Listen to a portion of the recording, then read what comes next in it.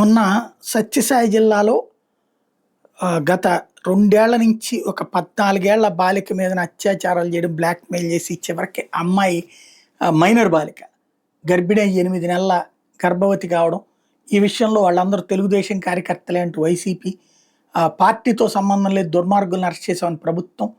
ఈ సందర్భంగా పరామర్శకు వెళ్ళేటటువంటి ప్రయత్నం వైసీపీ, ఆల్రెడీ పరామర్శించామని తెలుగుదేశం, వీళ్ళని వెళ్ళనివ్వకపోవడం ఇదంతా జరిగింది.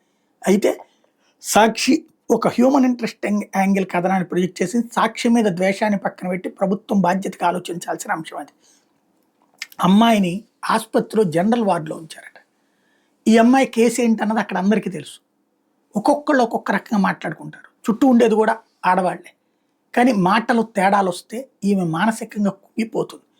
జూలై 21న అమ్మాయికి కాన్పోతున్నట్టు. అప్పటిదాకా అక్కడే ఉంచాలి. సపరేట్ రూమ్ ఇస్తే ఈ ఇష్యూ ఉండకుండా ఉంటుంది. లేదంటే వీళ్ళ మాటలు, వీళ్ళకి సంబంధించినటువంటిది ఆమె మీద, ఆమె కడుపులో ఉన్న బిడ్డ మీద ప్రభావం చూపెడతాయి. జాగ్రత్తగా ఆలోచించాల్సిన సందర్భం.